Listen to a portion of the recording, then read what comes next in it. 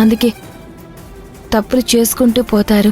వాళ్ళ తప్పు వాళ్ళకి తెలిసొచ్చినప్పుడు, వాళ్ళు తప్పు చేశారని వాళ్ళకి అర్థమైనప్పుడు ఆ తప్పుని సరిదిద్దుకునే ప్రయత్నంలో వాళ్ళని వాళ్ళు మార్చుకుంటారు.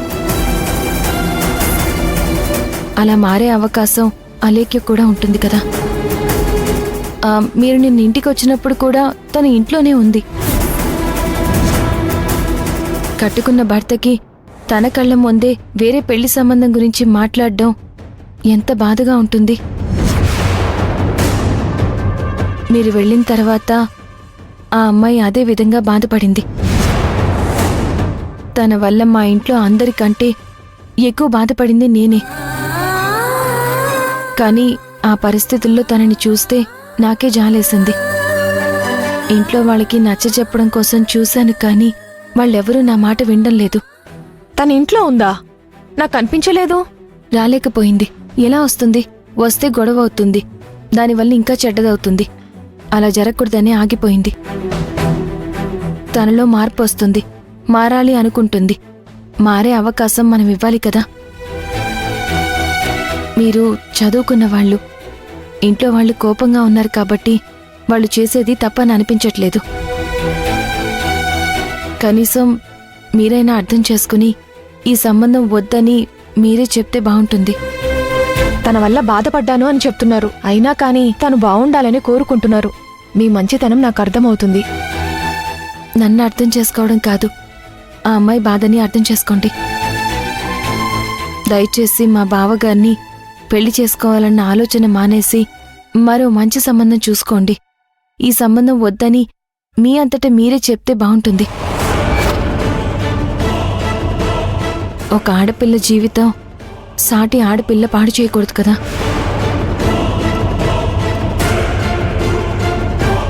సరే, ఈ విషయం గురించి నేను ఆలోచిస్తాను. Thank you.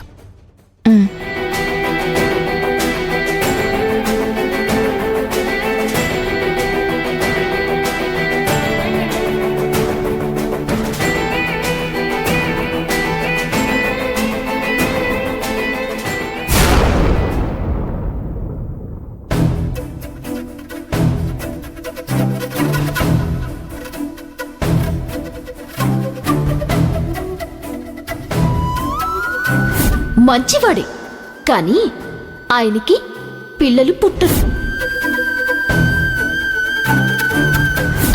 వాళ్ళలో ఎవరైనా మంచి వ్యక్తిని చూసి పెళ్లి చేసుకోవచ్చు కదా. ఇప్పుడు ఈ సంబంధం కుదిరింది అంటే రేపు మళ్ళీ వాళ్ళు కలవడానికి అవకాశం ఉండదు.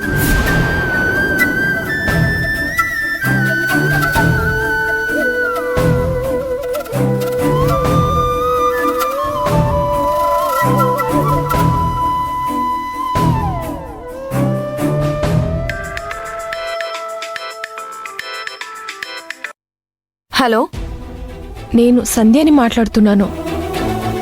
సంధ్య, చెప్పమ్మా. నేనొక విషయం మీతో మాట్లాడాలి. మీతో మాట్లాడితేనే బాగుంటుందని మీకు ఫోన్ చేశాను. నువ్వేం మాట్లాడాలనుకున్నా నిర్మోహమాటంగా మాట్లాడొచ్చు. మీరేమో రాఘవ్ గారి భార్య తప్పు చేసిందన్నారు. తను చాలా దుర్మార్గురాలు కాబట్టి తనతో కలిసి ఉండలేక రాఘవ్ గారు తనకి విడాకులు ఇవ్వాలనుకుంటున్నారు అన్నారు. అవును, ఇందులో ఎటువంటి అబద్ధమూ లేదు. తను చేసిన అరాచకాలు అన్నీ ఇన్నీ కాదు, ఒక రకంగా ఇంట్లో మనశ్శాంతి లేకుండా చేసింది. మీరేమో ఇలా చెప్తున్నారు. నాకు వేరే వాళ్ళు ఫోన్ చేసి ఒక విషయం చెప్పారు. ఏమని చెప్పారు? ఆయనకి పిల్లలు పుట్టరంట కదా. అలాంటి అతన్ని పెళ్లి ఎందుకు చేసుకుంటున్నావు అన్నారు. ఎవరమ్మా వాళ్ళు చెప్పింది? నా తమ్ముడు గురించి ఇలా కూడా ప్రచారం చేస్తున్నారా? అలాంటి వాళ్ల మాటలు నువ్వు నమ్మాల్సిన అవసరం లేదు. ఫోన్లో అలా చెప్పారనుకుంటే భూమి వచ్చి నన్ను కలిసి మాట్లాడి ఈ పెళ్లి చేసుకోవద్దు అంటుంది.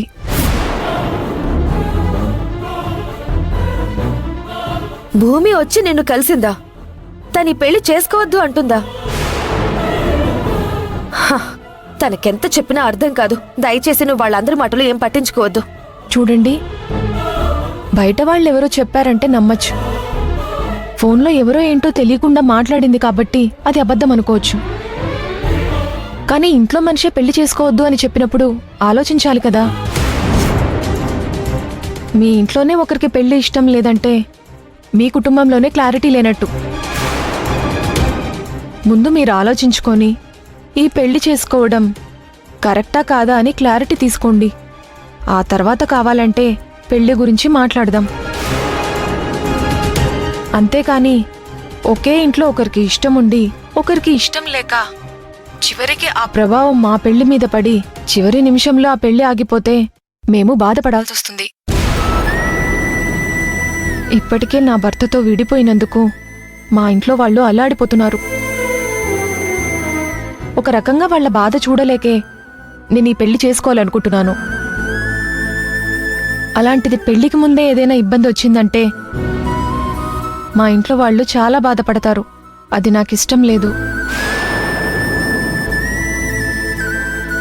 దయచేసి మీ ఇంట్లో వాళ్ళకి పెళ్లి ఇష్టమంటేనే చెప్పండి. ఆ తర్వాత నేను సంతోషంగా పెళ్లి కొప్పుకుంటాను. ఉంటాను.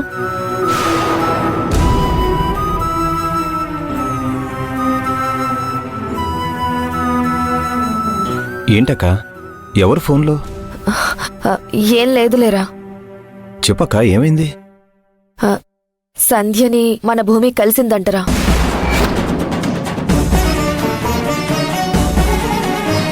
భూమి మనకి చెప్పకుండా తనని కలవాల్సిన అవసరం ఏముంది? ఈ పెళ్లి చేసుకోవద్దు అని చెప్పిందంట. ఏంటక్క, ఏమనుకుంటుందను? తన ఇష్టానికి తను ప్రవర్తిస్తుందా?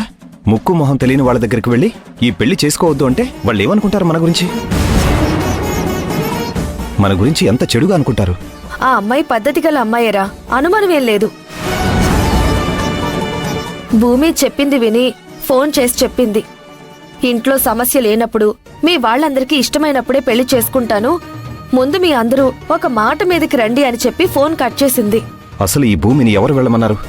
ఎందుకు వెళ్ళి తనని కలిసింది? రే,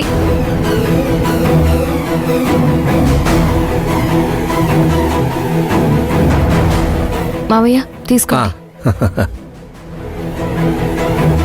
భూమి, అసలు నువ్వు వెళ్ళి సంధ్యతో మాట్లాడాల్సిన అవసరం ఏముంది? నువ్వు ప్రత్యేకంగా వెళ్ళి ఆ అమ్మాయిని ఈ పెళ్లి చేసుకోవద్దు అని చెప్తే వాళ్ళు నా గురించి ఏమనుకుంటారు? తప్పుగా అనుకోరా? ఆ ఇంటి కోడలే వచ్చి ఈ పెళ్లి చేసుకోవద్దు అని చెప్తుందంటే ఆ ఇంట్లో ఏదో సమస్య ఉన్నట్టే కదా. నువ్విలా చేయడం నాకేం నచ్చలేదు భూమి.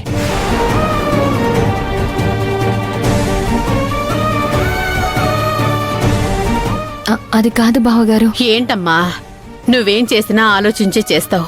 అప్పుడప్పుడు తెలుసో తెలియకో అనవసరంగా ఇలాంటి తప్పులు చేస్తుంటావు. ఎందుకు చేస్తావనేది మాకు అర్థం కావడం లేదు.